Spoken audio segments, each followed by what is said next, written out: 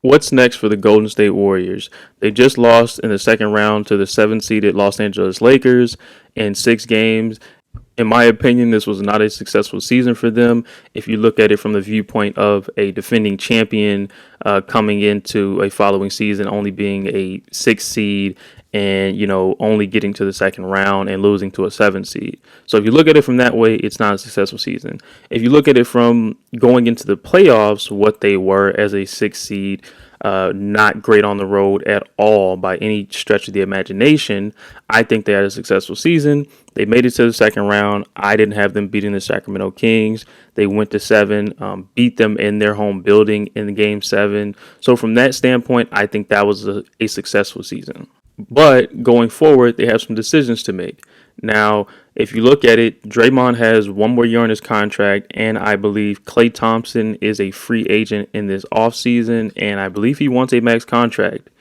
If it were me, I honestly would bring this group back. I don't know about giving Klay Thompson a max contract, though. I think that's a little bit much. But, working with him and getting to a number that he's good with, I think will be probably the best choice for this team currently, and bringing Draymond Green back. I think they talked about it. They want to run it back, honestly. I think you have to give this team a chance. I think this is like the Bulls in the 90s. You have to give them at least one more run at it. You can't break up this type of dynasty and just say, "Oh, we're just going to ship Draymond out. We're going to let Clay walk, or we're going to sign and trade him for somebody else." I don't think it works.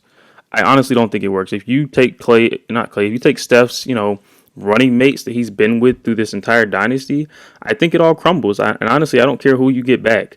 I'm not the biggest fan of the Golden State Warriors, but I do know that this chemistry and this cohesion that you have with these guys is something that doesn't matter who you trade for. You're just not going to get this. You're not going to be able to build this type of camaraderie between guys who know where the other guys are going to be on the offensive and defensive end in a training camp. You can't build this type of camaraderie in an off season. It just is not going to happen. Also, I think Klay Thompson will be much better come next season. I think after injury, players slowly start to get back to their normal self. And I think him being the type of player that he is, I don't think that he'll age, in a negative way. I think he'll age kind of gracefully the more he works back from that injury, because he's still recovering, honestly. He's had 2 catastrophic injuries that most players would probably just not even attempt to come back from. So I think he'll age well. I think Stephen Curry will absolutely age well, even though he's in his mid 30s. But they're great shooters. They're great off-ball guys. I think that their games are suited for players to age gracefully into their later years. Now, Draymond, I'm not so sure. I'm not saying he won't age gracefully, but his play style, I'm just not sure. He's down there banging with guys that are way bigger than him, way taller than him, have more weight on him. So I think that remains to be seen, but I don't think that you can break him up. I think at some point maybe he will, when it is time to re-sign him when his contract is up, maybe hope you can get a discount out of him, and maybe he plays smaller minutes and you get real centers that can actually, hold down their fort, and he won't have to, take that type of wear and tear on his body like he has in his younger years, and it hasn't really affected him. So that's that. I think you should bring back this core for sure.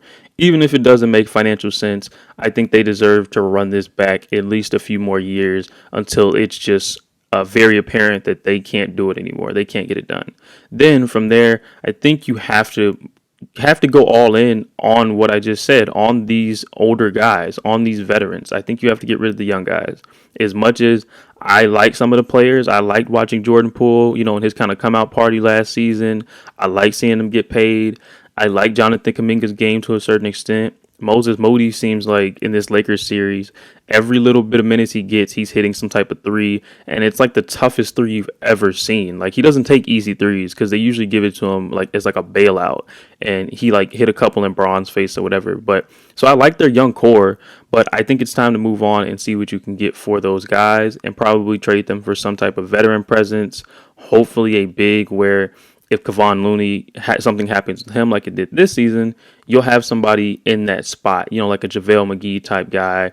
Maybe bring Dwight Howard in from wherever he's playing, although he seems pretty happy. So I don't know if he'll leave. But, some type of serviceable big who you can play in spot minutes. Because historically, they've kind of had that guy. They've had a Bogut. They've had a JaVale McGee.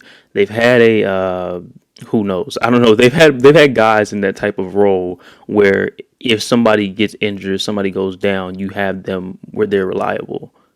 Now, even if you don't move all of those guys, I think the one that absolutely has to go is Jordan Poole. I mean, if you're going to bring back Clay, I don't think that you can bring back Jordan Poole. They tried it, but I think this redundancy of these type of players has kind of run its course. I don't think Jordan Poole is going to be in a good environment to continue to thrive with this team. I think he needs a new start. We all know about the punch at the beginning of the season. There's many instances if they're showing like on the broadcast of the games of him on the bench and his interactions with Draymond. They just don't look like he wants to be there. And I think just like with DeAndre Ayton in Phoenix, when these young players don't want to be here anymore, I think it's best to move on from them, especially if you have veteran guys who are capable of still getting it done. It's not like you're relying on him for the future. It's not like Steph Curry is like, all right, I'm done. I'm walking out of here. And you need Jordan Poole for the future. He's not a necessity. And I think you can get some assets for him to a young team who needs a scoring guard. Like, I think he's a 25-point scorer a game. Like, I think he can do that. He has that ability. He's shown that ability. So I think it's time to let him spread his wings and get some assets for him. I know Kaminga says that he wants to talk about his role in the offseason. So if they can work something out with him, maybe they bring him back. If not, he gets traded. But Jordan Poole, for sure, I think he has to go. Out of all of those young guys, I think he is the one where no matter what, this offseason, you have to get some type of deal done with him. So all in all, I do think that the Golden State Warriors are still in a fairly good position for what they are. I think they still have proven guys. They still have Wiggins. They still have their core of their dynasty there, and I think they are all still capable. I don't think any of them are necessarily washed just yet.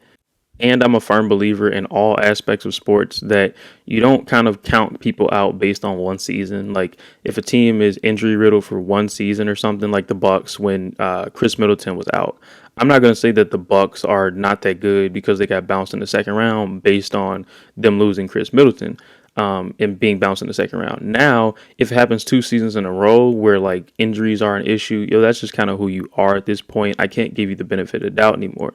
So the same thing goes with the Golden State Warriors this year. I'm not going to say, they're a 6 seed going forward. They can't compete in this league. They're washed. They're past their prime. They'll never win another chip. I'm not ready to say that yet. Now, if they come back next season and they're terrible on the road and their guys can't stay healthy and they just can't seem to figure it out and they get bounced in the second round, then I might be ready to start to have that conversation of like, all right, maybe it's a wrap for these guys. Until then, I'm not willing to go that far, and I still think they deserve the respect of the champions that they are and they've been known to be. So that's it for this one, man. If you guys made it this far, feel free to leave a like, a subscribe. Until next time, appreciate you for watching.